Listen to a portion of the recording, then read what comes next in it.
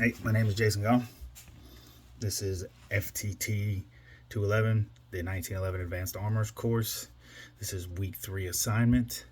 My instructor is Mr. Monado, and today's date is the 16th of April, 2023.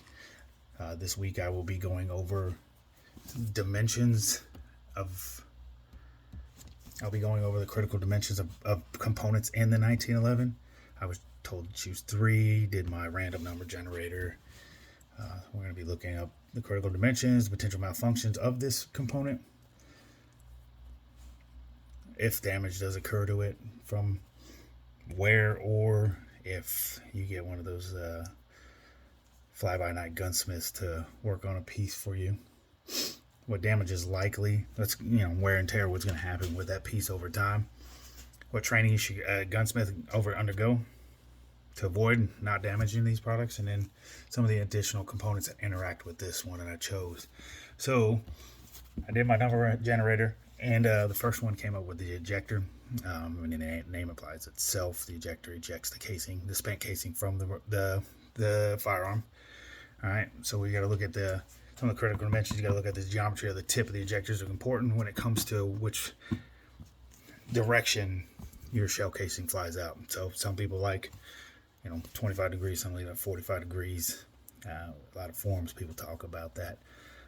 You got to look at that tip of that ejector to make sure it's good to go, and it's going, because if you got too much worn off, then it's going to be flying all over the place. The next thing your buddy's going to get a piece of hot brass going down his shirt. He's not going to be happy. You also got to look at the tops and the sides of the ejector body.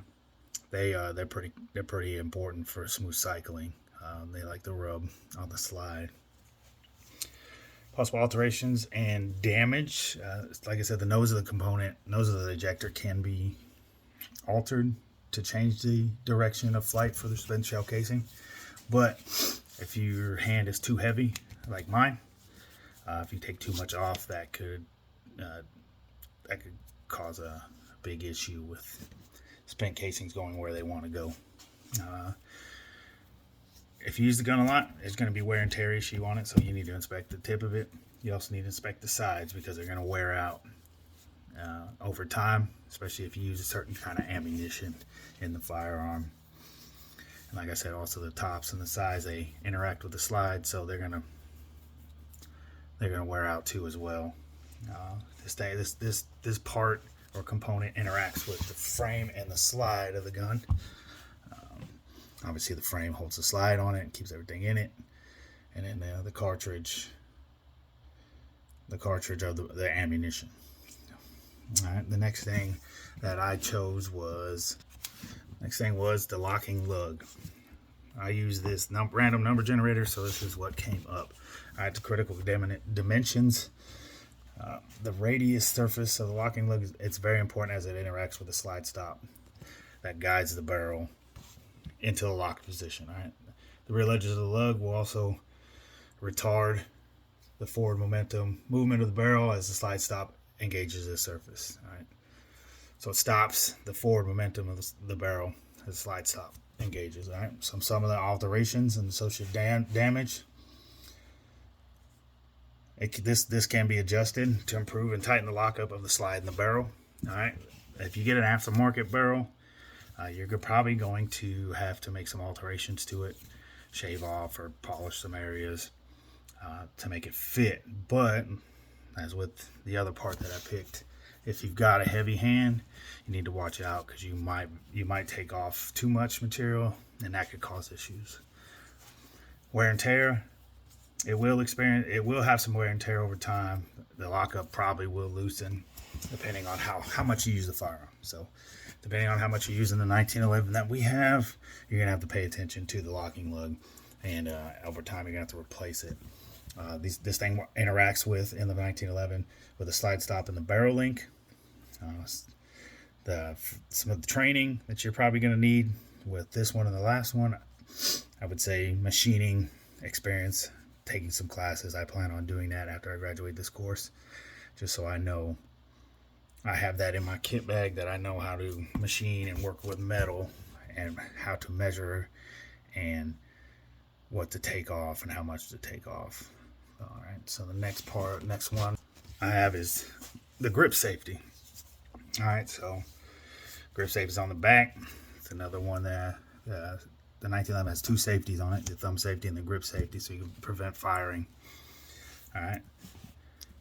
This, some of the critical dimensions, the crucial dimensions, is the surface that blocks the trigger from moving to the rear. Trigger bow allows the trigger to move to the rear when the grip safety is depressed. All right. Alterations of damage to this: when the component is fit, it will need to be filed or stoned to achieve a custom fit. If you attempt to do this without understanding or knowing how to do it, you can take off too much material or remove material where it's not supposed to be removed from. And that can cause you the gun to not properly work, the safety to not properly work, cause a malfunction and a misfire or a ND, negligent discharge. Nobody wants that.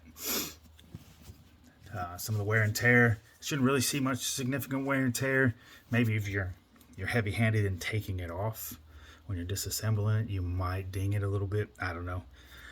When I was taking it apart, the 1911 part, a couple times, I didn't really see any issues, but some people are bullheaded and would just want to rip stuff apart and put it back together. I know on my first attempt to put it back together, the grip safety was giving me some issues right off the bat, but I kept calm and I didn't want to jam things in it where it needed to be. Component relationships, we got it interacts with the trigger bow and the sear spring. Those are another parts that you need to take care of. Also, there's possible training, machining classes, all these pieces that I just talked about right now.